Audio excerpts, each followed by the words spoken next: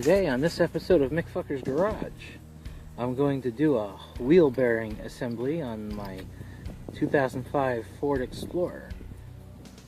Today I only have my cell phone because the batteries in my camera are dead and I don't really want to wait around and charge them because I need to get this project done. So I'll show you what I can and talk and explain along the way. Alright, see ya. Okay, for today's job, you're going to need a size 16 ratchet socket for the bearing mounting bolts. You're going to need a size 18 socket for the caliper mounting bolts. And you're going to need a size 15 socket for the caliper bolts themselves, and then a size 30, I think? No, 29. A size 29 for the wheel nut. And you will also need ratcheting wrenches, breaker bars, and adapters and hammers, chisels. Okay. And lots of penetrating oil. And quite possibly this giant axe. Okay, so I've applied power to my garage and I'm ready to get to work.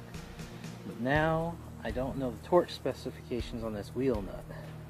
So I'm probably gonna have to look it up online. I tried looking it up in my Chilton manual and it was extremely vague. Here's the wheel nut. That's a size 30 millimeter. Thankfully I had it. And here's the torque specifications. And there's no wheel nut to be found. So I'll take a look. It's got to be out there somewhere. But for right now, we're going to start by cracking that free. Alright, I'll show you when it's all off. You that are looking for help on doing this job yourself, it's recommended, if you don't have air tools, to loosen up your lug nuts first and your wheel nut before you even put the car up in the air, or you'll just be spinning that tire. Unless you have a way to stop the tire. But for all you newbies out there, leave the car on the ground and loosen up the wheel nut, because you'll have a hell of a time trying to do that if you don't. Alright, ladies and gentlemen, I'll get back to you when the vehicle's up on the air with the tire off. For you it'll be seconds, for me, half hour probably.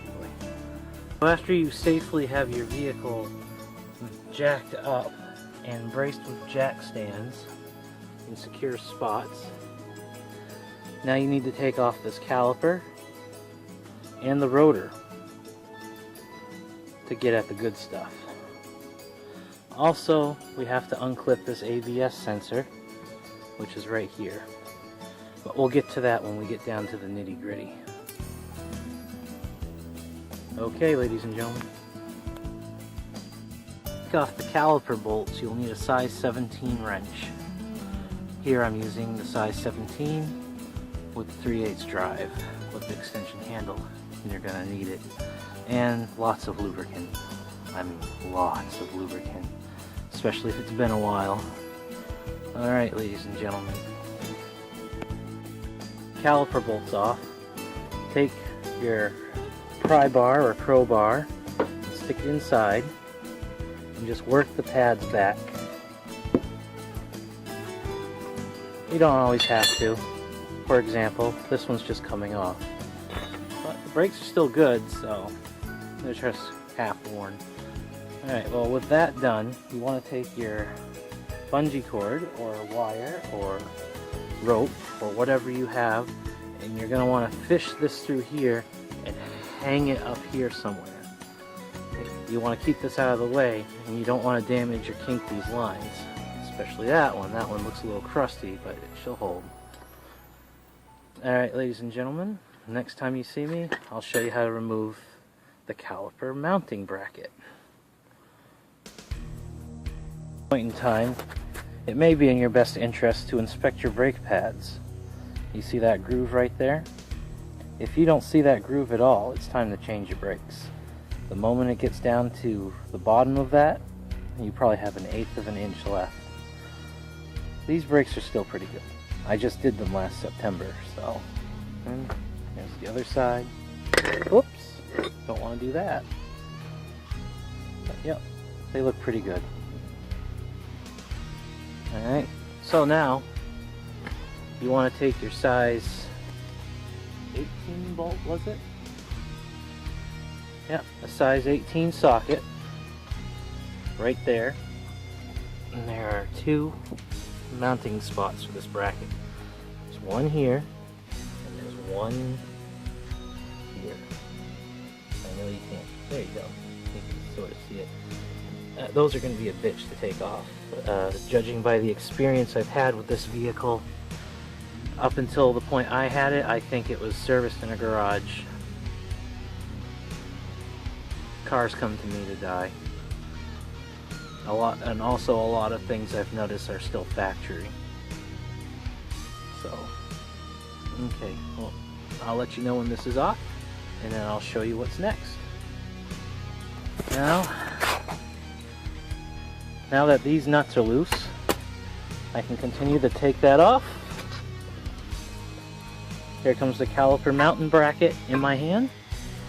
Put it off to the side of the rest. And I also might want to add that I had to use a strong arm with 3/8 adapter and a size 18 socket to get that bottom bolt off. That bottom bolt took me a half hour. It was a bitch. But there she is, your caliper mounting bolts. And now we take off the rotor.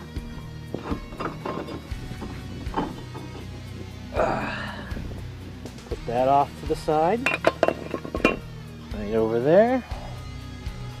And now we need to push that through. And look at that! That saves me a lot of work, thank God.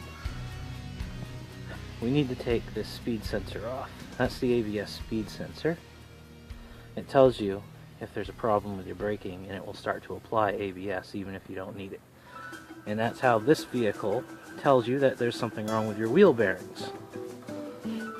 It's kind of good in a way, but it's kind of annoying seeing how I had to drive 50 feet for it to pop out so I could get it home.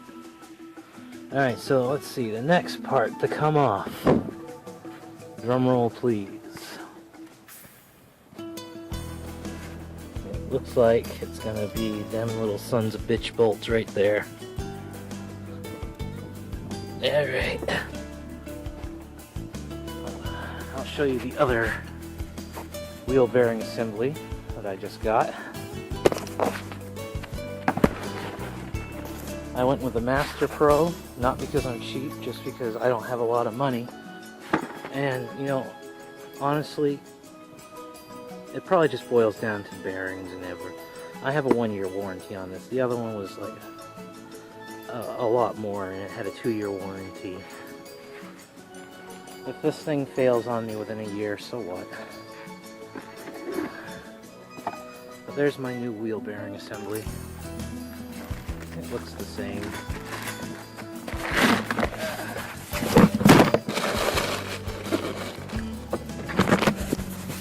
It comes with a new ABS sensor on it. I'm sure you could reuse the old one because you can actually buy just the bearings for these and reset it yourself if you have a press. I unfortunately don't have a bearing press. I'd have to probably rig something up, but I know I could do it. This just saves me a lot of hassle. Alright. Old, new, old, new, old, new, new, old. Okay, let's get back to it. I'll show you guys when I have it off.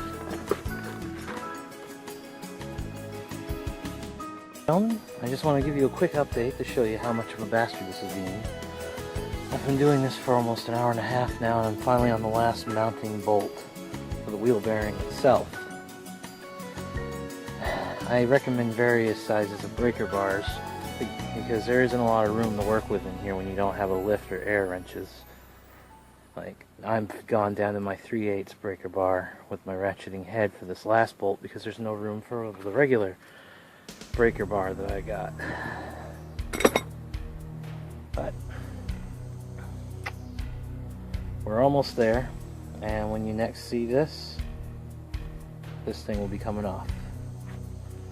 I also love how easy that's come off right there. Alright, ladies and gentlemen. Ladies and gentlemen, the moment you all have been possibly waiting for, the bearing is coming off.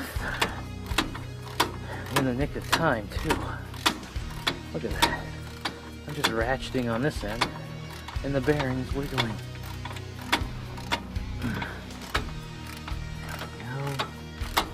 Will it come off, or will it stick? I'm betting it's going to stick. But just to be safe, I won't keep my feet underneath it.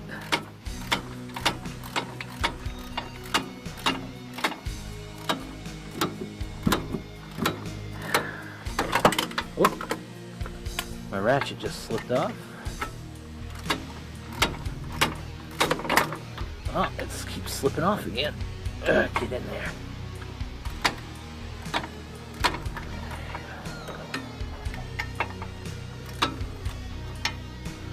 I guess I'm recording because I want to see if it really does fall off in real time, or if I have to pound it off. Other than that, you wouldn't be seeing me do this.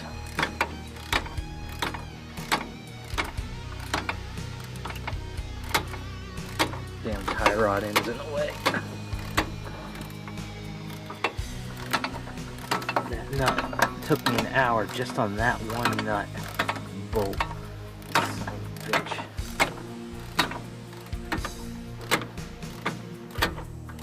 We still got tension.